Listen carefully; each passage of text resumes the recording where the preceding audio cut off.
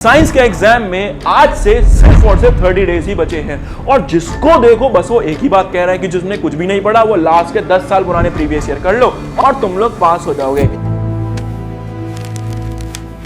तू पास हो जाएगा। यार मुझे एक लॉजिकल आंसर देना और बड़ा सोच समझ के जवाब देना। मान लो तुम प्रीवियस ईयर करके गए और एग्जामिनर ने थोड़ा सा क्वेश्चन का फॉर्मेट बदल दिया, क्या वो क्वेश्चन तुमसे सॉल्व होगा? तो आंसर है नहीं। कुछ समझ क्यों नहीं आ रहा? यार इसका मतलब साफ है कि प्रीवियस ईयर उतना ही इंपॉर्टेंट है जितना कि हमारे लिए कॉन्सेप्ट। बच्चों आज पूरे दिल से बता रहा हूं, ये लेक्चर पूरे 70 डेज के बाद अपलोड हो रहा है। पूरे 2.5 महीने से इस सीरीज पे काम हो रहा था, क्योंकि जब ये लेक्चर अपलोड होंगे एग्जाम टाइम पे तो मैं बस ये चाहता था कि बच्चे का एक भी क्वेश्चन ऐसा ना हो जो वो एग्जाम में ये कह दे कि मैं पढ़कर नहीं गया, मुझसे सॉल्व नहीं हुआ। क्योंकि ये रिजल्ट सिर्फ तेरा नहीं है, इस बार तेरे भैया का भी है।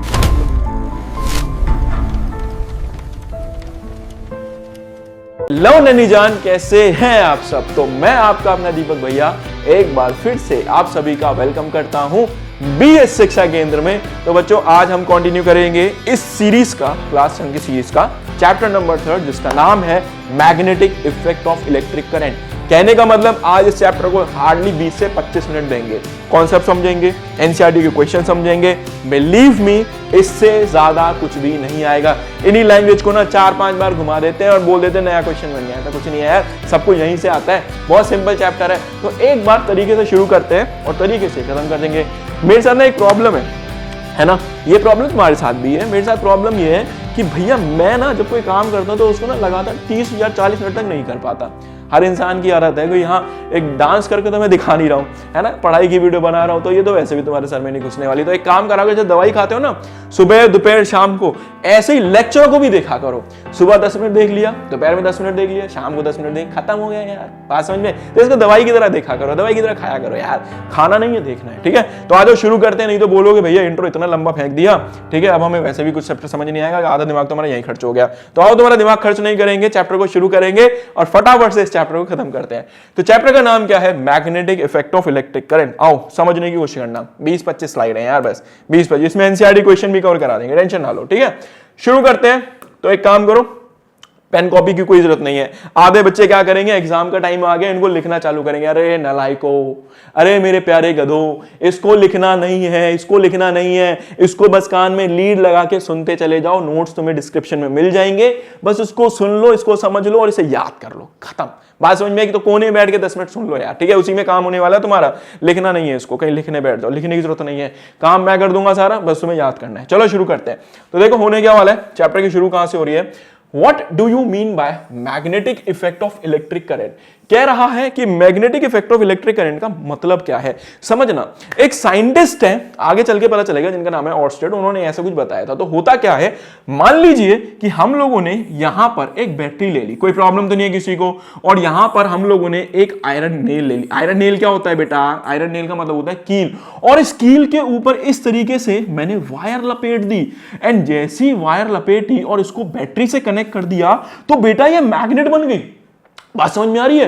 ये मैग्नेट बन गई और इसने क्या करा, आसपास जितने भी लोहे की चीजें थी उनको खींचना चालू कर दिया। तो इसी को बोलते हैं magnetic effect of electric current. मतलब कि जब किसी भी एक आयरन में से या लोहे की चीज में से करंट पास होता है तो मैग्नेट बन जाती है। पॉइंट समझ में आया कि नहीं आया? आसान है कि नहीं है? तो याद रखना, when a electric current flows through a wire it behaves like a magnet. जब किसी वायर में से करंट फ्लो करता है तो वो मैग्नेट बन जाता है। समझे? This effect is called a magnetic effect of electric current. इसी को क्या बोलते हैं भाई लोग? इसी को बोलते हैं magnetic effect of electric current. आसान है कि नहीं है? अब तुम्हारी खोपड़ी काम करती है कि नहीं करती है कि भैया लोहा था यार, लोहे को हमने मैग्नेट बना दिया। अब तुम सोच रहे होगे कि भैया अगर मैं बड़ी मैग्नेट लगा दूं तो क्या होगा, क्या इसकी पावर बढ़ जाएगी? हाँ भाई, उसकी पावर बढ़ जाएगी, आगे समझते हैं। तो देखना, आगे चलते हैं। आसान था कि नहीं था? अब देखो, ये जो काम था ना, ये सबसे पहले एक साइंटिस्ट ने पहचाना, ऐसा करके देखा, जिनका नाम था ऑर्स्टेड। तो उनको हैंस क्रिस्टियन ऑर्स्टेड बोलते हैं।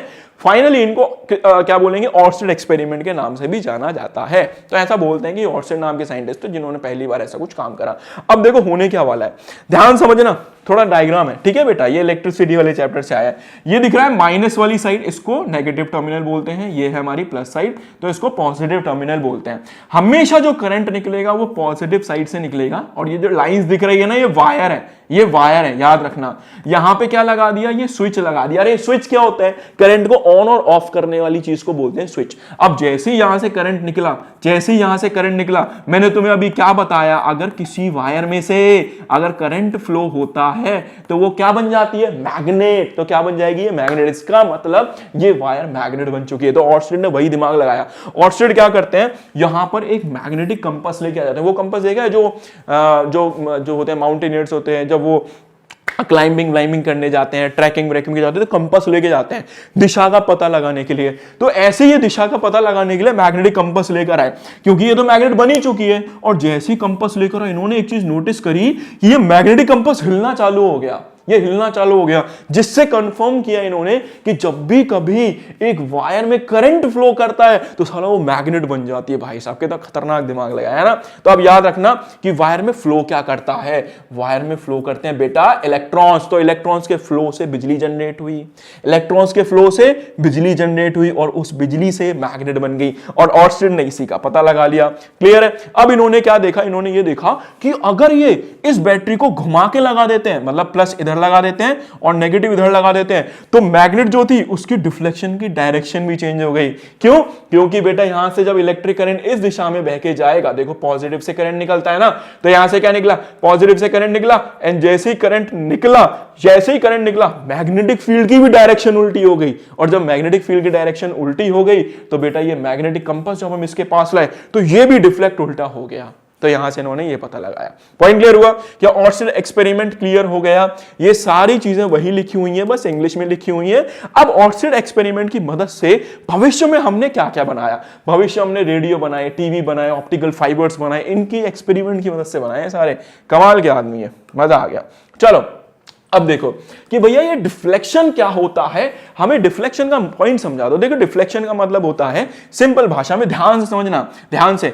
मान लो ये मेरी वायर है, क्या लगी हुई है मेरी वायर, इस वायर से मेरा करंट फ्लो करके जा रहा है, करंट।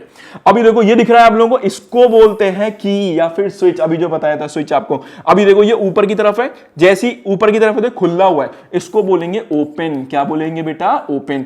अब मैंने क्या करा, जैसे इसको खोला करंट यहीं रुक गया, करंट आगे जा ही नहीं पा रहा है। और जब करंट आगे नहीं जा पा रहा है, देखो क्या सुई हिल रही है, सुई नहीं हिल रही है। अब मैंने क्या करा, इस जो की थी, जो स्विच था, उसको नीचे लगा दिया। और जैसे ही नीचे लगाया, नन्ही जान जल्दी बता क्या होगा, करंट फ्लो करना चालू करेगा, नहीं करेगा। तो यहां पे करंट फ्लो करना चालू हुआ। और जब करंट फ्लो करना चालू होगा तो ये मैग्नेट बनेगी, नहीं बनेगी, वायर मैग्नेट बनेगी, नहीं बनेगी। और जब वायर मैग्नेट बनेगी तो जैसे ही मैं मैग्नेटिक कंपास लाऊंगा, इसकी सुई हिलना चालू हो जाएगी। देखो सुई हिल गई, नहीं हिल गई, इसी को बोलते हैं डिफ्लेक्शन। तो सुई का हिलना is known as a deflection. खत्म यार, इतना खत्म।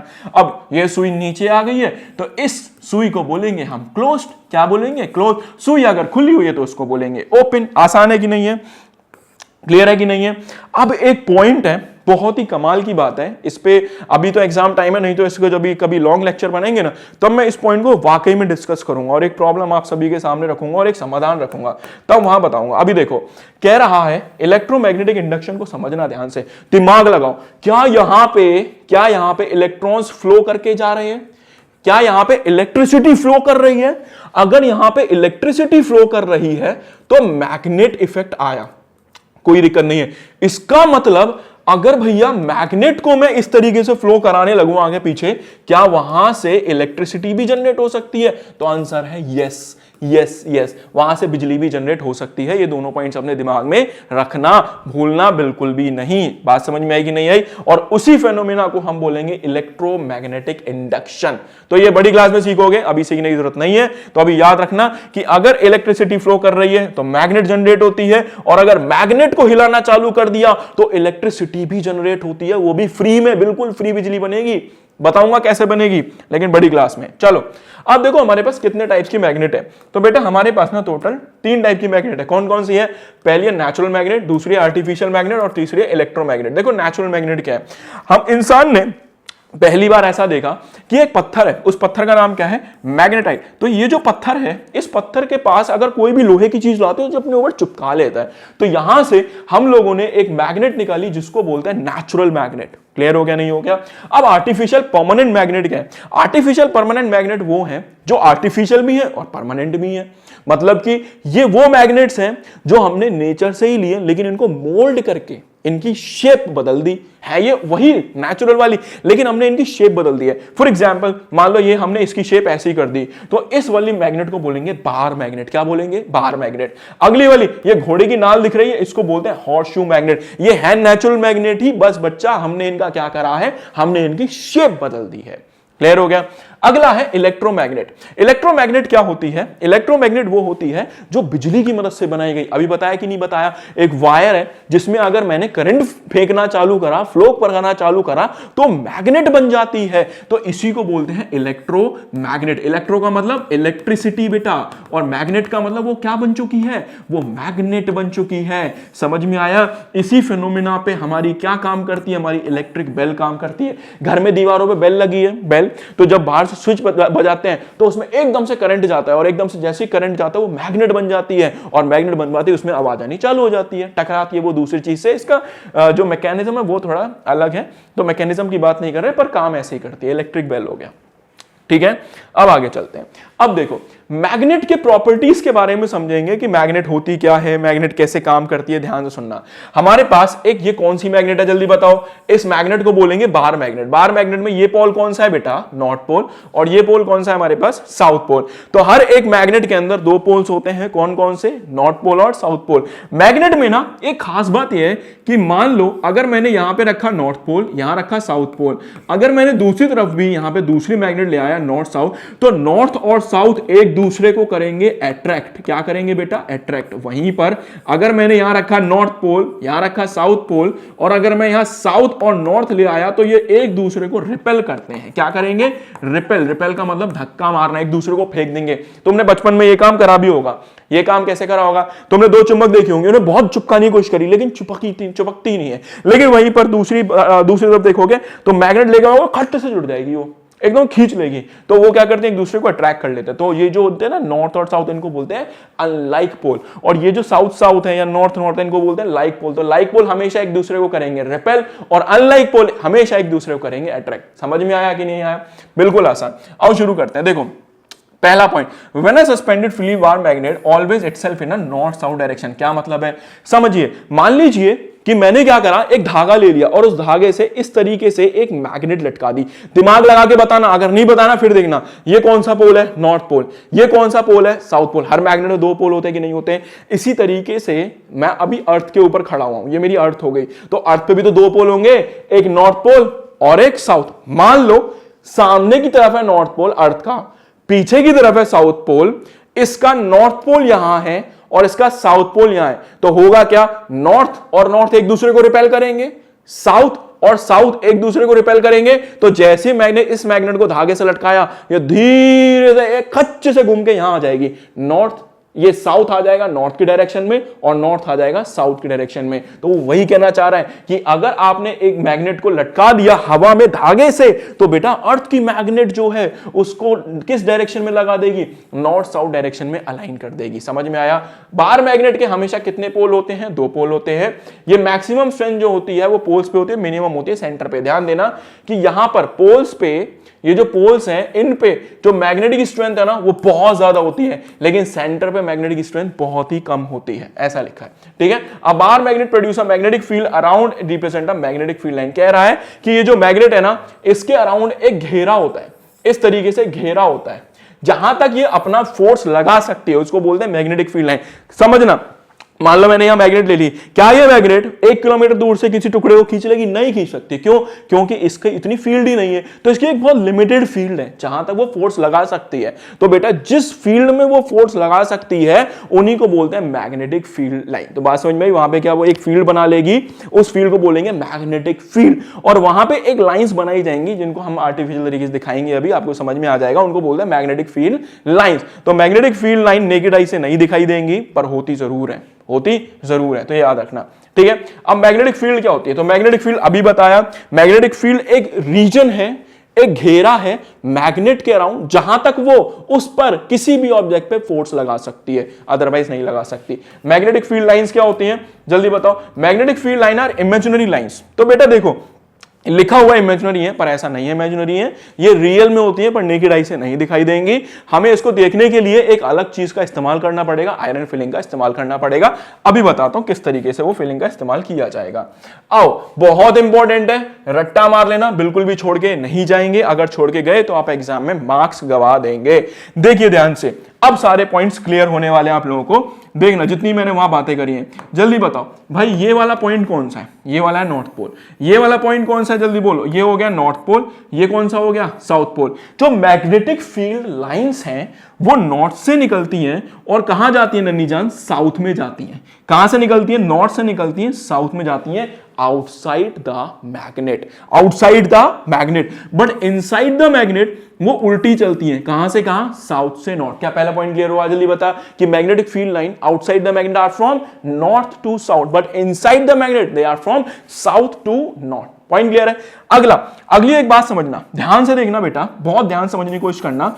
मान लो अगर मैंने यहां पर आप लोगों को यहां पर एक सर्कल बना के दे दिया, एक सर्कल बना के दे दिया, जल्दी बता इस गोले में से कितनी लाइंस बाहर निकल रही हैं, 3 4 5 6 7 8 9 10, कितनी निकल रही हैं, 10 लाइन बाहर निकल रही हैं। वही सर्कल अगर मैंने यहां बना के दे दिया तो कितनी लाइंस निकल के जा रही हैं, 3 लाइंस निकल कर जा रही हैं। तो पीछे यही पॉइंट तो लिखा हुआ था कि जो मैग्नेट की स्ट्रेंथ होती है वो पोल पे ज्यादा होती है। वो कहां पे ज्यादा होती है, यहां पॉइंट लिखा हुआ है, वो कहां ज्यादा होती है नन्ही जान, वो पोल्स पे ज्यादा होती है, लेकिन उससे दूर जाने पे वो कमजोर हो जाती है। पॉइंट समझ में आया, आसान है या मुश्किल है। तो ये दूसरा पॉइंट हो गया कि मैग्नेटिक फील्ड की स्ट्रेंथ जो होती है वो पोल्स पे ज्यादा होती है, लेकिन उससे दूर जाने पे वो स्ट्रेंथ क्या हो जाती है बेटा, कम हो जाती है। आसान या मुश्किल, क्या 3 पॉइंट क्लियर हो गए। Outside the magnet north to south, inside the magnet south to north. तीसरा पॉइंट हो गया दे आर हैवी, या क्या बोलेंगे, they are larger at pole, और उनसे दूर जाने पे वो कम हो जाती है। अगला पॉइंट जो कि इंपॉर्टेंट है वो ध्यान से सुनना कि ये जो मैग्नेटिक फील्ड लाइंस हैं वो इस तरीके से चलती हैं, नॉर्थ से साउथ गई और घूम के वापस कहां से आ गई, साउथ से नॉर्थ आ गई। तो ये कंसेंट्रिक सर्कल्स बनाती हैं, ये कंप्लीट सर्कल बनाती हैं। ऐसा नहीं है वहां जाके ब्रेक हो जाता है, ऐसा कुछ भी नहीं है, ये कंप्लीट सर्कल बनाती है। चौथा पॉइंट हो गया। पांचवा पॉइंट जो कि मोस्ट इंपॉर्टेंट पॉइंट है, वो पूरे ध्यान से समझना है कि वो क्या कहना चाह रहा है। देखो बच्चों, क्या सबने टेंजेंट ड्रॉ करा है कभी? टेंजेंट क्या होता है, ये सर्कल हो गया, इस पॉइंट को टच करते हुए जो लाइन निकल रही है इसको बोलते हैं टेंजेंट। अब टेंजेंट बताता क्या है, तो टेंजेंट हमें उस पॉइंट पे डायरेक्शन बताता है। मान लो मैंने यहां टेंजेंट ड्रॉ करा तो डायरेक्शन नीचे आ गई, मान लो मैंने डायरेक्शन यहां पॉइंट यहां करा तो डायरेक्शन यहां आ गई, मान लो यहां किया तो डायरेक्शन ऊपर आ गई। तो ये डायरेक्शन बताता है हमें। अब देखो ध्यान से, ये एक पॉइंट, ये एक पॉइंट, ये एक पॉइंट, जल्दी बताओ सबकी डायरेक्शन कहां आ रही है, क्या सेम डायरेक्शन में आ रही है, नहीं आ रही है? आप बोलोगे नहीं भैया हमको यहां पे दिखाइए। यहां देखो, क्या सब पे अगर मैं टेंजेंट ड्रॉ करूंगा क्या मैग्नेटिक फील्ड डायरेक्शन सेम जा रही है, नहीं जा रही है? तो क्वेश्चन आया कि why two magnetic field line never bisect each other, ये एक दूसरे को काटती नहीं है कभी भी। क्यों नहीं काटती, उसको समझने की कोशिश करना। मान लो बच्चे, मैंने यहां बनाया नॉर्थ पोल, यहां बनाया साउथ पोल, यहां से मेरी मैग्नेटिक फील्ड निकली और ये इसने इसको काट दिया। क्लियर? अब जल्दी बोलो, यहां पे हम लोगों ने क्या बनाया, एक डॉट बनाया। इस पॉइंट पे डायरेक्शन ऊपर आ रही है, इस पॉइंट पे डायरेक्शन आगे आ रही है। क्या ये दोनों डायरेक्शन सेम है? क्या ये सेम है? नहीं है ना। तो इसका मतलब कि कभी भी दो मैग्नेटिक फील्ड लाइन एक दूसरे को बाइसेक्ट नहीं कर सकती, क्योंकि सारी मैग्नेटिक फील्ड लाइन एक ही डायरेक्शन में होती है। आप किसी भी पॉइंट पे टेंजेंट ड्रॉ कर लो। मोस्ट इंपॉर्टेंट है, याद रखना, भूलना बिल्कुल भी नहीं, कभी भी नहीं भूलना। क्लियर हुआ सबको? आसान है कि नहीं है?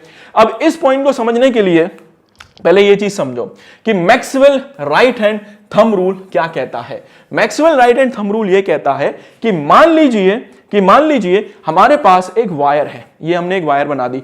इस वायर में करंट कहां फ्लो कर रहा है? करंट बेटा फ्लो कर रहा है ऊपर की डायरेक्शन में। पॉइंट समझ में आता है? ये वायर है, वायर में करंट कहां फ्लो कर रहा है? ऊपर की डायरेक्शन में फ्लो कर रहा है। तो करंट के लिए सिंबल बना दिया आई। अब ये कहता है कि भैया आपको क्या करना है, जिस डायरेक्शन में करंट फ्लो कर रहा है उस डायरेक्शन में अपना थंब कर दो। समझ में आया? जिस डायरेक्शन में करंट फ्लो कर रहा है उस डायरेक्शन में थंब कर दो और उसके अराउंड इस तरीके से एक सर्कल बनाना चालू कर दो, अपनी फिंगर्स को कर्ल करना चालू कर दो। जल्दी बताओ करंट कहां जा रहा है? ऊपर, तो मैंने थंब कर दिया ऊपर। जल्दी बताओ मेरी ये जो फिंगर्स है वो कहां जा रही हैं? अंदर की तरफ जा रही हैं, नहीं जा रही हैं? कहां जा रही हैं? ये अंदर की तरफ जा रही हैं, नहीं जा रही हैं? तो बेटा इन्होंने यही बताया मैक्सवेल ने ये बोला राइट हैंड थंब रूल ने कि भैया अगर करंट ऊपर फ्लो कर रहा है तो थंब को उधर पॉइंट करो और फोर फिंगर अंदर जा रही हैं, तो इस तरीके से एक सर्कल ड्रॉ करो। जल्दी बताओ करंट ऊपर, फिंगर्स अंदर जा रही हैं, तो अंदर के लिए एरो ये वाला। अब देखो ऐसे घूम के बाहर आ रही है, नहीं आ रही है, तो बाहर के लिए एरो ये वाला। पॉइंट समझ में आया कि नहीं आया? बेटा जब ये फील्ड अंदर जा रही है अंदर, तो इसके लिए साइन बनाया जाता है क्रॉस, और जब ये फील्ड बाहर आ रही है तो इसके लिए साइन बनाया जाता है इस तरीके से डॉट। क्लियर है कि नहीं है? आसान है कि नहीं है? अब एक दिमाग लगाना, अगर तुमने इस क्वेश्चन का आंसर कर दिया तो मैं समझ जाऊंगा तुम्हें समझ में आ गया। ये मेरी वायर हो गई, वायर में करंट ऊपर फ्लो कर रहा है। जल्दी बोलो करंट कहां है? ऊपर। मैग्नेटिक फील्ड कहां होगी? इस तरीके से सर्कल, ये अंदर जा रहा है, ये घूमकर बाहर आ रहा है। ये क्लॉकवाइज डायरेक्शन है या एंटी क्लॉकवाइज? बेटा ये है हमारी एंटी क्लॉकवाइज। तो याद रखना इसमें डायरेक्शन कैसी मिली? Anti clockwise. पॉइंट क्लियर है कि नहीं है? अभी ध्यान दो, ये वायर है, करंट कहां जा रहा है? नीचे। तो मैंने अपना थंब लिया, करंट नीचे कर दिया, और अगर मैंने अपनी फिंगर्स को कर्ल किया तो ये सर्कल तो बनेगा, लेकिन इस बार फील्ड यहां से बाहर आ रही है और घूम के यहां कहां जा रही है? अंदर जा रही है। तो ये डायरेक्शन कौन सी आई? क्लॉकवाइज। तो याद रखना हम इससे किसका? मैग्नेटिक फील्ड की डायरेक्शन का भी पता लगा सकते हैं कि वो क्लॉकवाइज है या फिर एंटी क्लॉकवाइज है। क्या ये दोनों पॉइंट समझ में? मैग्नेटिक फील्ड अंदर तो क्रॉस, मैग्नेटिक फील्ड बाहर तो डॉट।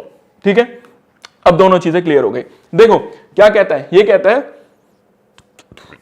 है कि अगर कोई भी हमारे पास मैक्सवेल है, अगर हमारे पास कोई भी वायर है तो आपको उस डायरेक्शन में जिसमें करंट फ्लो कर रहा है थंब रख दो और फोर फिंगर्स को कर्ल कर दो। कर्ल करने के बाद आपको क्या मिलेगी? मैग्नेटिक फील्ड की डायरेक्शन मिलेगी। यहां देखो करंट कहां जा रहा है? ऊपर जा रहा है, थंब आपने कहां पॉइंट करा? ऊपर करा, और फिंगर्स कहां आ रही हैं? बाहर आ रही हैं। तो यहां पर हमें क्लॉकवाइज और एंटी क्लॉकवाइज डायरेक्शन मिलेगी। अब इस टॉपिक पे वापस आते हैं। देखो बेटा यहां पे क्या लगा दिया? ये लगा दिया हम लोगों ने एमीटर। अब ये एमीटर क्या होता है? तो एमीटर बेटा हम करंट को मेजर करेंगे। किसको मेजर करेंगे?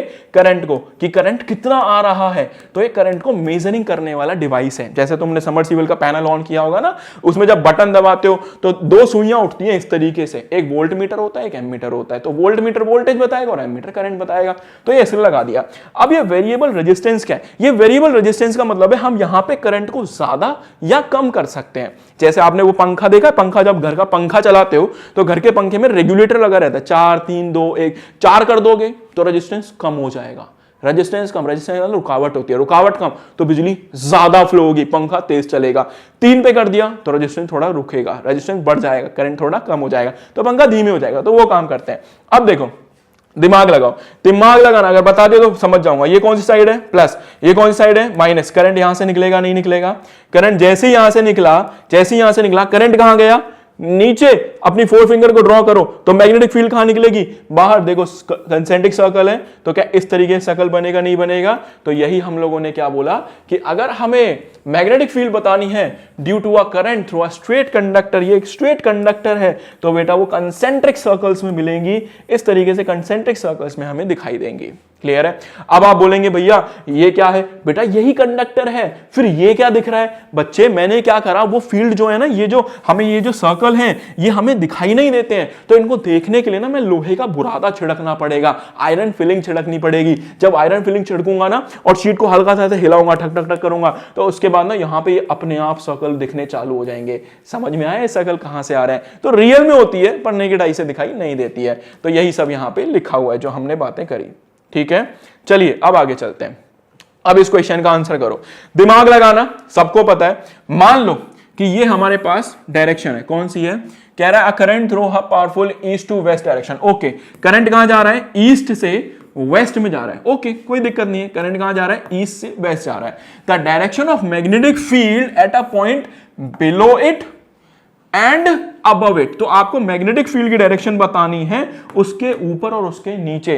ये सवाल 4 तरीके से घुमा के पेपर में दिया गया है। प्रीवियस ईयर में 50 तरीके से घुमा देते हैं, सवाल सेम ही रहता है। तो देखो क्या मतलब है इसका। सबसे पहले बताओ, ये करंट हो गया, ये क्या हुआ, करंट हुआ कि नहीं हुआ, जल्दी बता। अगर ये करंट हुआ तो मैंने क्या करा, इस दिशा में अपना थंब रख दिया, तो मैग्नेटिक फील्ड कहां जा रही है, मैग्नेटिक फील्ड अंदर जा रही है, नहीं जा रही है। तो मैं एक काम करता हूं, रिंग बना लेता हूं। रिंग बना दी, दिमाग लगाओ, करंट उधर तो मैग्नेटिक फील्ड अंदर, मैग्नेटिक फील्ड अंदर। अब एक बात बताओ, ये है ईस्ट, ये है वेस्ट, ये हो गया नॉर्थ और ये हो गया साउथ। करंट इधर है तो ये मैग्नेटिक फील्ड इधर है। तो इस वाले पॉइंट के लिए, इस वाले पॉइंट के लिए क्या नॉर्थ में जा रही है, नहीं जा रही है? अरे east west north south, current इधर जा रहा है तो मैग्नेटिक फील्ड इधर पॉइंट के लिए, ऊपर वाले पॉइंट के लिए किधर जा रही है, किधर जा रही है, नॉर्थ में। और जब ऐसे घूम के वापस आएगी तो किधर आएगी, साउथ में। तो बेटा इस पॉइंट पे, यहां पे जो पॉइंट होगा वो नॉर्थ होगा और ये कौन सा पॉइंट होगा हमारा, साउथ होगा। तो याद रखना इस तरीके से हम करते हैं। पॉइंट समझ में आया कि नहीं आया, बहुत बढ़िया। चलो अब देखो, draw a magnetic field line around a bar magnet. हमें एक बार मैग्नेट बनानी है, नॉर्थ पोल लिखना है, साउथ पोल लिखना है और ये हमने बना दी मैग्नेटिक फील्ड लाइन। याद रखना मैग्नेटिक फील्ड लाइन एक दूसरे को क्रॉस नहीं होनी चाहिए। List the properties of magnetic field line, खुद बताओगे सारे, जल्दी बताओ। मैग्नेटिक फील्ड लाइन की प्रॉपर्टी क्या है, they are having a two pole north and south, outside the magnet north से south चलती हैं, inside the magnet south से north चलती हैं। मैग्नेट फील्ड की इंटेंसिटी पोल्स पे ज्यादा होती है, उससे दूर कम होती है और ये कभी भी एक दूसरे को बाइसेक्ट नहीं करती। खत्म हो गया। Why do magnetic field line never bisect each other? अब बता दो कि कभी भी दो मैग्नेटिक फील्ड लाइन एक दूसरे को बाइसेक्ट क्यों नहीं करती।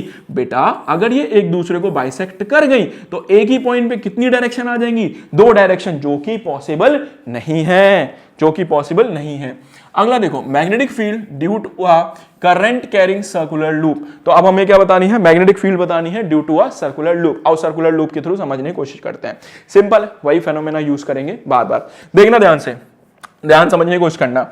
मान लो कि ये हमारे पास एक पतीला ले लिया हमने, कहीं से प्लेट सी ले ली और इसमें यहां से इस तरीके से करंट जा रहा है, इस तरीके से करंट जा रहा है। मैं इस पॉइंट पे करंट निकाल रहा हूं, इस पॉइंट पे दिख रहा है कि नहीं दिख रहा है, इसको रेड कर लेता हूं ताकि तुम्हारे लिए विजिबिलिटी आसान हो जाए। तो इस पॉइंट पे देखो मैंने रखा थंब यहां पे रखा। अब जल्दी बताओ मैग्नेटिक फील्ड कहां जा रही है, अंदर जा रही है, नहीं जा रही है? तो देखो सारे एरोस कहां लगे हुए हैं, अंदर की तरफ लगे हुए हैं। सारे एरोस कहां लगे हैं, अंदर की तरफ। समझ में आ रहा है?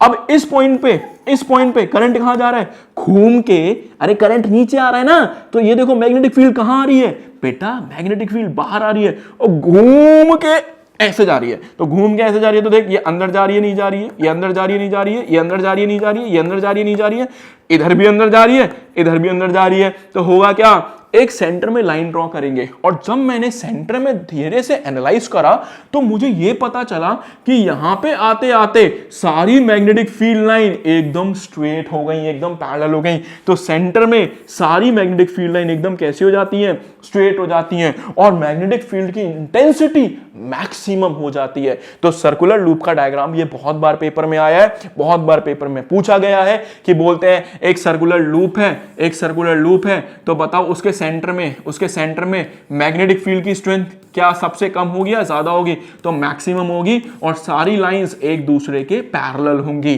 ध्यान से समझ लेना, क्योंकि जब ये ऐसे घूम के यहां जाएगी तो देखो ना ये हल्की हल्की पैरेलल दिखाई देंगी, नहीं दिखाई, पैरेलल होंगी। तो ये लिखा है, hence the magnetic field at the centre of the circular loop is strong. भूलना नहीं बच्चे, क्लियर है? ये डायग्राम बहुत बार आया है पेपर में। चलिए अगला क्या है, magnetic field due to a solenoid. ये सब छोड़ो, ये सब क्या लिखा है, काम की बात पे आते हैं। देखो सोलेनॉइड बनाने के लिए क्या करना है, सोलेनॉइड बनाने के लिए एक आपको सॉफ्ट आयरन कोर लेना है, उसके ऊपर इस तरीके से कॉपर की वाइंडिंग कर देनी है और उसको किससे कनेक्ट कर देना है, बैटरी के टर्मिनल से। ये कौन सा है, प्लस वाला है, ये कौन सा है, माइनस वाला है। करंट यहां से गया, घूमा घूमा घूमा घूमा और करंट यहां से वापस आ गया माइनस में। याद रखना जिस तरफ पॉजिटिव है वो बनेगा नॉर्थ पोल, जिस तरफ माइनस है वो बनेगा साउथ पोल। और इस तरीके से जैसे ही करंट इसमें फ्लो करेगा ये कौन सी चीज बन जाएगी, मैग्नेट बन जाएगी। तो याद रखना हम लोगों को सोलेनॉइड बनाना है, तो सोलेनॉइड बनाने के लिए एक सॉफ्ट आयरन लिया, उसके ऊपर इस तरीके से हम लोगों ने कॉपर की बाइंडिंग लगा दी और उसको बैटरी से कनेक्ट कर दिया। जैसे ही बैटरी से कनेक्ट करा उसमें बिजली बहना चालू होगी और जब बिजली फ्लो करेगी तो वो मैग्नेट बन जाएगी। और कैसी मैग्नेट बन जाएगी, एग्जैक्टली अ बार मैग्नेट, एग्जैक्टली अ बार मैग्नेट। समझ में आया कि नहीं आया? अब दिमाग लगाओ, मान लो कि मुझे क्या करना है, ये जो हमारे पास एक आर्टिफिशियल मैग्नेट है जिसको हमने नाम दिया इलेक्ट्रोमैग्नेट। क्यों बोला इलेक्ट्रोमैग्नेट? क्योंकि ये मैग्नेट हमने बिजली से बनाई है। तो मुझे इस मैग्नेट की स्ट्रेंथ को बढ़ाना है और घटाना है। तो क्या कर सकता हूं? देखो, अगर मैं क्या करूं यहां पर, अगर मैं यहां पे क्या करूं, ये जो मेरे पास नीचे की तरफ क्या लगा हुआ है नन्ही जान, क्या ये दिख रहा है? बैटरी। अगर मैं ये बैटरी बड़ी कर दूं तो करंट ज्यादा फ्लो करेगा, और जब ज्यादा फ्लो करेगा तो मैग्नेट की स्ट्रेंथ उतनी ही बढ़ेगी, उतनी ज्यादा बढ़ जाएगी। समझ में आया? दूसरा, ये जो टर्न दिख रहे हैं, अगर मैं टर्न ज्यादा कर दूं तो भी मेरी मैग्नेटिक स्ट्रेंथ क्या करेगी? बढ़ जाएगी। तीसरा, यहां पे जो अंदर मटेरियल मैंने यूज किया है जिसके ऊपर ये वायर लपेटी, अगर मैं दूसरा मटेरियल यूज कर लूं सॉफ्ट आयरन कोर की जगह, तो भी मेरी मैग्नेटिक स्ट्रेंथ बढ़ जाएगी। तो याद रखना, पेपर में पूछा गया है कि मैग्नेटिक स्ट्रेंथ को बढ़ाने के लिए आपको क्या करना है? करंट को इंक्रीज कर सकते हो, नंबर ऑफ टर्न बना सकते हो, और using a soft iron core आप इस्तेमाल कर सकते हो। ये याद रखिएगा। चैप्टर खत्म होने वाला है, ज्यादा नहीं है। अब बेटा, एक बार मैग्नेट में और एक सोलेनॉइड में क्या फर्क है? एक बात बताओ, क्या इसकी स्ट्रेंथ को बढ़ा सकते हैं? बढ़ा सकते हैं। क्या बार मैग्नेट की, जो हमारे पास नेचुरल मैग्नेट है, क्या उसकी स्ट्रेंथ को बढ़ा सकते हैं? नो, उसकी स्ट्रेंथ को बढ़ाया नहीं जा सकता। तो याद रखना कि यहां पे क्या होगा? नेचुरल मैग्नेटिज्म है, यहां पर हमने खुद से क्रिएट किया है। दूसरा, यहां पर इस मैग्नेट की स्ट्रेंथ को डिस्ट्रॉय नहीं कर सकते। नेचुरल मैग्नेट की स्ट्रेंथ जैसी है वैसे की वैसी रहेगी, उसकी मैग्नेटिक फील्ड को आप डिस्ट्रॉय नहीं कर सकते। लेकिन वहीं पर क्या होगा कि अगर मेरे पास कोई एक आर्टिफिशियल मैग्नेट है, कौन सी? सोलेनॉइड, क्या उसकी स्ट्रेंथ को डिस्ट्रॉय कर सकते हैं? अरे बैटरी निकाल दो, डिस्ट्रॉय हो जाएगी, तो इसको डिस्ट्रॉय कर सकते हैं। तो यार भाई साहब, ये क्या हुआ? ये क्या हो रहा है? अच्छा जी, ये हो रहा है, तो इसकी स्ट्रेंथ को डिस्ट्रॉय कर सकते हैं। ठीक है, अगर मैं इसकी मैग्नेटिक स्ट्रेंथ को इंक्रीज या डिक्रीज करना चाहूं, नहीं हो सकती, पर इसकी स्ट्रेंथ को इंक्रीज या डिक्रीज कर सकते हैं। क्लियर है कि नहीं है? यहां पर बेटा कोई एक्सटर्नल फैक्टर नहीं है जो इसके मैग्नेटिक इफेक्ट को इफेक्ट करेगा, लेकिन यहां पर एक्सटर्नल फैक्टर है करंट। कौन सा है? करंट। उसमें करंट दो मत दो, वो मैग्नेट तो रहेगी रहेगी। इसमें करंट नहीं दिया तो मैग्नेटिक फील्ड खत्म हो जाएगी। दोनों का डायग्राम लगभग सेम ही है। क्लियर है? तो ये याद रखिएगा। ठीक है, दोनों का डायग्राम सेम है।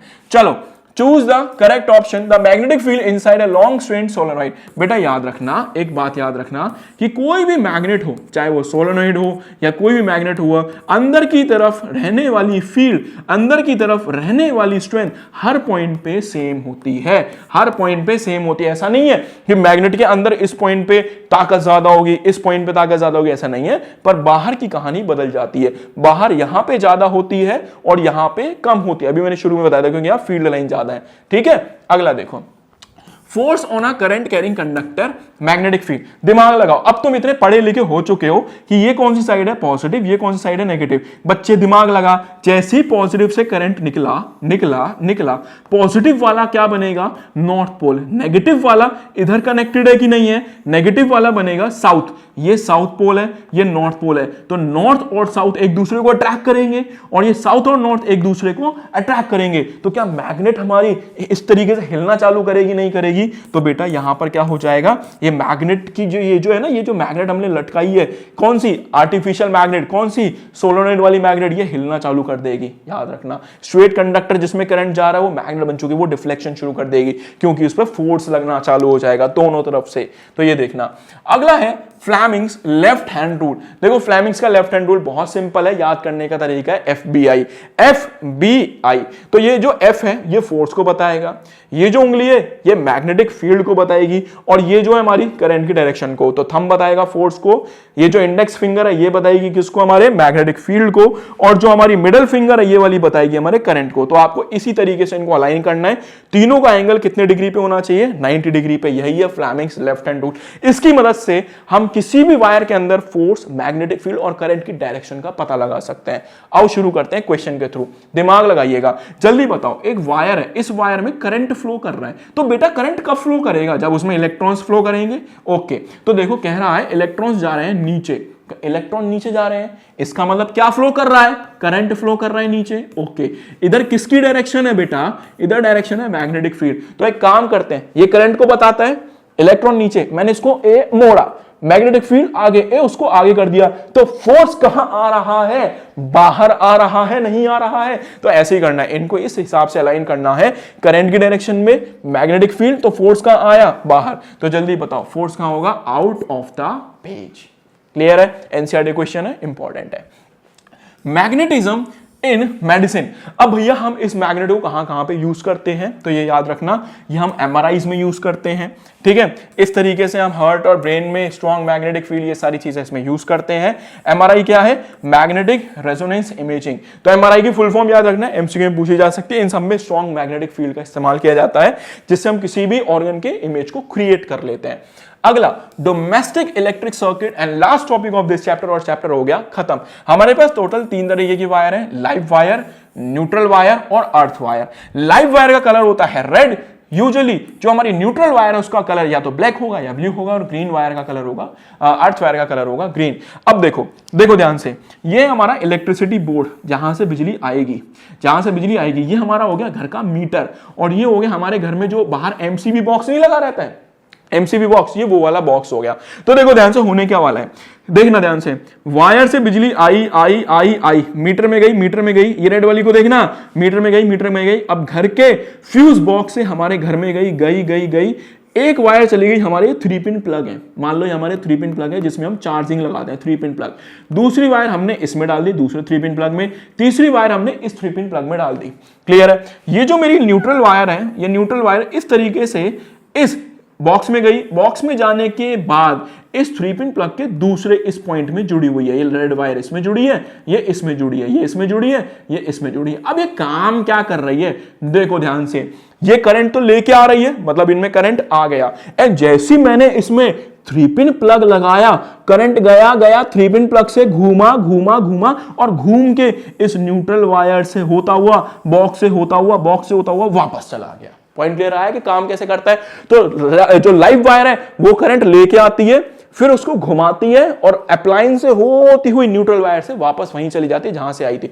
अब आधे बच्चे पूछेंगे फिर सरकार बिजली का बिल क्यों ले रही है जब हमने बिजली को वापस भेज दिया? बेटा तुमसे बिजली का बिल इसलिए लिया जा रहा है क्योंकि तुमने जितनी बिजली इस्तेमाल करी उतना उसका कॉस्ट आएगा, बाकी तुमने जो भेज दी उसका तो कोई चार्ज है नहीं। तो याद रखना, जितना तुमने इस्तेमाल करा उसका तुमने कॉस्ट दे दिया, सिंपल। अब एक प्रॉब्लम है, प्रॉब्लम यह है कि जैसे मैंने अप्लायंस लगाया, मान लो मैंने लोहे का कोई अप्लायंस लगा दिया, तो हो सकता है उसके अंदर करंट लीक हो जाए, और अगर करंट लीक हुआ तो पूरे प्लग में घूमेगा, न्यूट्रल वायर से जाने की जगह पूरे प्लग में घूम गया क्योंकि लोहे का प्लग था। तो उस समय उससे बचने के लिए मैंने अर्थ वायर लगा दी, और अर्थ वायर मैंने जमीन में लगा दी। अब ये अर्थ वायर क्या करेगी, जो भी लीक करंट होगा उसको वापस से लेके जाएगी और जमीन में, क्योंकि करंट सिर्फ ये चाहता है कि वो किसी भी तरीके से जमीन में चला जाए। पॉइंट क्लियर है? तो अगर मैंने अर्थ वायर नहीं लगाई होगी और अगर लीक करंट में ऐसे प्लग लगा दिया तो सारा करंट यहां से उतर के जमीन में चला जाएगा और मैं चिपक जाऊंगा, तो ऐसा कुछ कंडीशन क्रिएट हो जाएगी। इसलिए अर्थ वायर बहुत ही मैंडेटरी है। क्या डोमेस्टिक सर्किट क्लियर हुआ? अब अगला कि शॉर्ट सर्किट क्या होता है, देखो ध्यान से, शॉर्ट सर्किट क्या होगा। मान लो कि मैंने क्या करा, रेड वायर से भी करंट फेंक दिया, इस न्यूट्रल वायर से भी करंट फेंक दिया, दोनों तरफ से करंट आ गया, तो क्या होगा, शॉर्ट सर्किट होगा कि नहीं होगा? तो यही होता है शॉर्ट सर्किट। तो एक तरफ से करंट आता है, एक तरफ से करंट जाता है। दूसरी कंडीशन, अगर ये दोनों वायर एक दूसरे से चिपक गई इस तरीके से, तो भी शॉर्ट सर्किट हो जाएगा, याद रखना, ठीक है। तो ये याद रखेंगे कि जब दोनों वायर आपस में अटैच हो जाती हैं तो क्या हो जाता है, शॉर्ट सर्किट। अब शॉर्ट सर्किट से बचने के लिए हम ये 2 चीजें लगाते हैं, एक होता है एमसीबी, मिनिएचर सर्किट ब्रेकर, और एक होता है फ्यूज। तो आधे लोग इसको एमसील पता नहीं क्या क्या नाम से जानते हैं, ना तो ये एमसील है ना ये एमसी है, ये एमसीबी है, मिनिएचर सर्किट ब्रेकर। जैसे ही करंट लगेगा, ज्यादा हो रहा है, ये नीचे ट्रिप हो जाएगी, सर्किट को तोड़ देगी, ठीक है। अगला देखो, ओवरलोडिंग क्या होता है। बेटा एक ही बोर्ड है और उसमें पता नहीं कितने सैकड़ों प्लग ठोक दिए तुम लोगों ने, उसी को बोलते हैं ओवरलोडिंग। तो ओवरलोडिंग में करंट एक्सेस में हो जाएगा, हीट ज्यादा पैदा होगी और हमारा अप्लायंस क्या करेगा, जल जाएगा। आसान की मुश्किल। चलो, what precaution should be take to prevent domestic circuit. तो हमें 2 चीजें लगानी है, एक तो एमसीबी और दूसरा अपन लोग को लगाना है फ्यूज। बहुत बार पूछा है एमसीक्यू में। चलिए अगला बताओ, नेम, अच्छा ये नहीं था, क्या था, What precaution should be taken to avoid overloading of a domestic electrical circuit? हमें क्या करना है, ओवरलोडिंग को बचाना है। तो ओवरलोडिंग को बचाने के लिए बेटा एक बॉक्स में ज्यादा अप्लायंस मत लगाओ, जितना उसमें दम है बस उतना ही लगाओ, उससे ज्यादा लगाओगे तो हमारा ये जो होगा बॉक्स वो फ्यूज हो जाएगा। तो याद रखना, एक से ज्यादा सर्किट उसमें नहीं लगाने कि ओवरलोडिंग हो जाएगा, ठीक है। Name 2 safety major. अब हमें 2 सेफ्टी मेजर बताने हैं, तो कौन कौन सा है, पहला है फ्यूज और दूसरा है एमसीबी। बी। और यहां पर मुझे लगता है हाँ फाइनली तो यहां पर हमारा चैप्टर पूरा हो गया खत्म। एनसीईआरटी के जितने इंपॉर्टेंट क्वेश्चन थे बेटा मैंने सारे करा दिए। फिर भी नन्ही जान कोई डाउट है तो मुझे कमेंट सेक्शन में कमेंट करना, इससे ज्यादा नहीं आएगा। बस इन्हीं सवालों को बार बार घुमा के दे रहे हैं, इन्हीं कॉन्सेप्ट को 4 बार घुमा देते हैं तो उससे क्वेश्चन नहीं बदलता। लैंग्वेज बदलने से क्वेश्चन का आंसर नहीं चेंज होता। अब मैं मिलूंगा आप सभी से नेक्स्ट वीडियो में, तब तक अपना ध्यान रखना। और तब तक एक बात बताओ, पढ़ भी रहे हो या बस ऐसे ही मजे में देखे जा रहे हो? बेटा पढ़ लो, एंडिंग में ये सारी चीजें बहुत काम आएंगी, क्योंकि बिना कॉन्सेप्ट सीखे ना आप प्रीवियस ईयर या इनको नहीं लगा पाओगे, एग्जाम में क्वेश्चन नहीं लगा पाओगे। तो कॉन्सेप्ट बहुत मैंडेटरी है, तो कॉन्सेप्ट अच्छे समझना। अब मैं मिलूंगा अगले लेक्चर में सेम टाइम इसी जगह, तब तक अपना ध्यान रखना। तब तक के लिए बाय बाय बच्चों।